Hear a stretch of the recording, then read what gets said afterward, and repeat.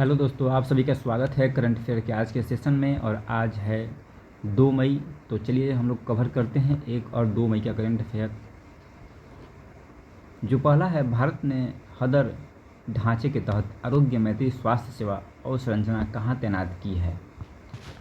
दोस्तों, भारत के द्वारा जो हदर मानवीय सहायता प्रदान की जाती है आपदा राहत के लिए, इसके तहत जमैका में आरोग्य मैत्री स्वास्थ्य सेवा अवसंरचना तैनात किया गया है। ये पोर्टेबल स्वास्थ्य सेवा अवसंरचना है और इससे भारत और जो कैरिबियन द्वीप समूह के देश हैं, इनके संबंधों में मजबूती आएगी। हदर मानवीय सहायता और आपदा राहत, humanitarian assistance and disaster relief, ये सैन्य और नागरिक संस्थाओं द्वारा किए जाने वाले एक गैर युद्धक अभियान है। नॉन कॉम्बैटेड ये कैंपेन है जो आपदा में मानवीय सहायता भारत द्वारा प्रदान किया जाता है हदर के तहत। तो ये जमैका में पोर्टेबल स्वास्थ्य सेवा को शुरू किया गया है, जिससे प्रमुख कुछ अभियान है हदर के तहत, जैसे ऑपरेशन मैत्री, ये नेपाल में जो भूकंप आया था 2015 में तो चलाया गया था। ऑपरेशन राहत, ये यमन में चलाया गया था 2015 में। ऑपरेशन समुद्र मैत्री इंडोनेशिया 2018 में चलाया गया था। ऑपरेशन करुणा म्यांमार 2023 में चक्रवात मोर्चा के आने के कारण। ऑपरेशन दोस्त तुर्की में जो भूकंप आया था सीरिया में, तो ऑपरेशन दोस्त चलाया था भारत ने। नेक्स्ट है 2026 का विटली पुरस्कार किस भारतीय वैज्ञानिक को मिला है। तो दोस्तों, ये मिला है परवीन शेख, जो भारतीय वैज्ञानिक हैं, पक्षी वैज्ञानिक हैं। इनको प्रदान किया गया है विटली पुरस्कार, परवीन शेख को। इन्होंने लुप्तप्राय इंडियन स्कीमर, दोस्तों लुप्तप्राय इंडियन स्कीमर के संरक्षण के लिए, इनके योगदान के लिए विटली पुरस्कार दिया गया है। खास करके प्रयागराज के आसपास के रीजन में जो गंगा बेसिन है, उसके आसपास के रीजन में इन्होंने जो इंडियन स्कीमर है उसके संरक्षण के लिए प्रयास, एक मॉडल डेवलप किया है, सामुदायिक नेतृत्व मॉडल। उन्हीं के लिए इनको दिया गया है विटली पुरस्कार। ये पुरस्कार यूके स्थित विटली फंड फॉर नेचर के द्वारा दिया जाता है। 1994 में एडवर्ड विटली के द्वारा इसे शुरू किया गया था। दोस्तों, जो हाल फिलहाल में कुछ लोग को जो प्राइज़ मिला है, ये भी एग्जाम में पूछा जा सकता है। जैसे आर वीरामुथु को दिया गया है ज्ञानपीठ अवार्ड। ज्ञानपीठ अवार्ड। राम कुमार मुखोपाध्याय को दिया गया है सरस्वती सम्मान। और इनकी कृति है हर पार्वती कथा।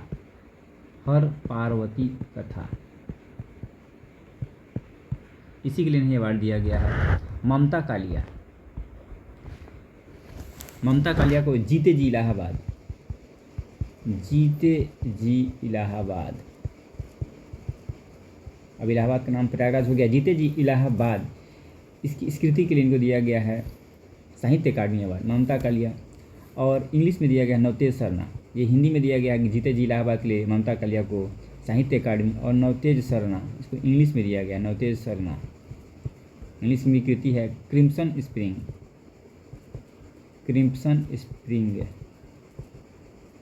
तो ये दो नाम याद रखिएगा।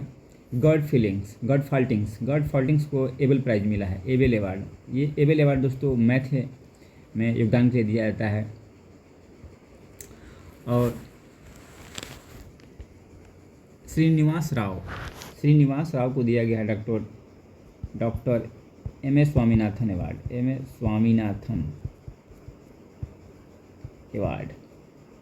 ये भारतीय हैं। तो ये कुछ अवार्ड हैं।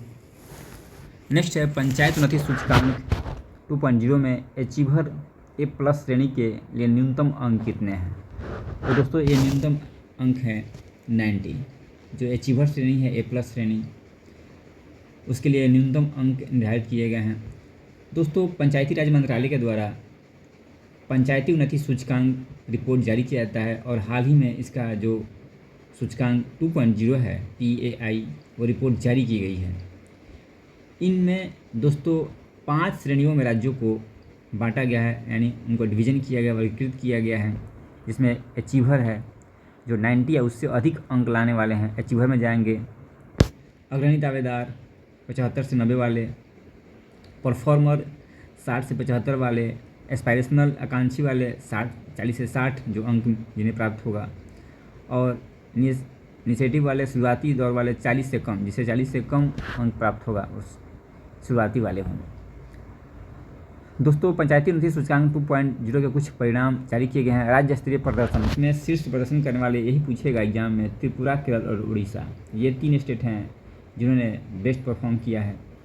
और ओवरऑल प्रदर्शन, किसी भी ग्राम पंचायत ने सर्वोच्च अचीवर ए श्रेणी, किसी भी ने A+ श्रेणी हासिल नहीं की है। किसी जो ग्राम पंचायत है किसी ने भी A+ श्रेणी हासिल नहीं की है। पंचायतों की सर्वाधिक संख्या में परफॉर्मर श्रेणी में है। परफॉर्मर श्रेणी में दोस्तों ज़्यादा है कलाकार, यानी 60 से 75 अंक वाले। अगला है गंगा एक्सप्रेसवे किन 2 शहरों को जोड़ता है। तो दोस्तों प्रधानमंत्री मोदी के द्वारा इसका उद्घाटन किया गया है और ये मेरठ और प्रयागराज के बीच में ये 2 शहरों को जोड़ता है गंगा एक्सप्रेसवे।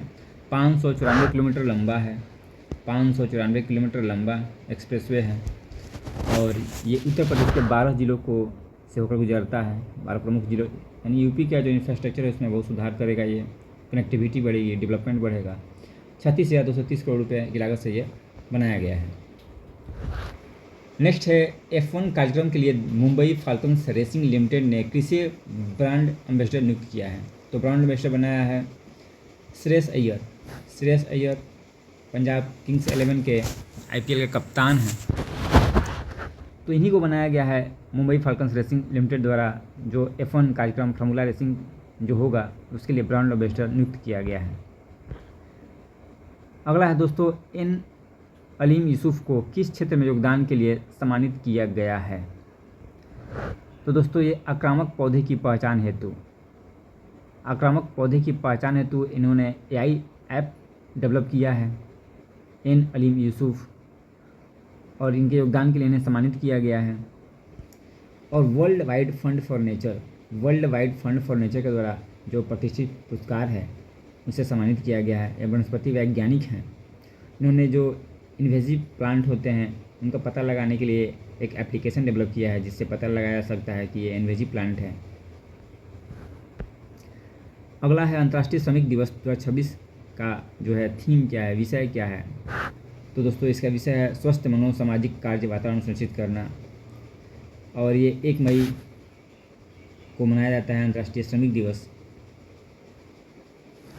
भारत के द्वारा दोस्तों हाल फिलहाल में जो कुछ लेबर रिफॉर्म्स किए गए हैं, प्रमुख सुधारों में से जो 29 श्रम कानून थे उनको 4 जो है लेबर कोड में उनको इंक्लूड किया गया है।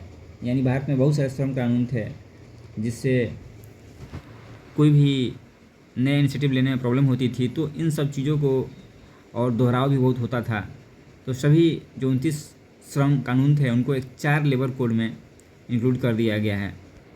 इसमें है एक वेतन संहिता, एक सामाजिक सुरक्षा संहिता 2020, औद्योगिक संबंध संहिता 2020 और व्यावसायिक सुरक्षा स्वास्थ्य कार्य परिस्थितियाँ संहिता 2020। ये 4 लेबर कोड में सबको समाहित किया गया है।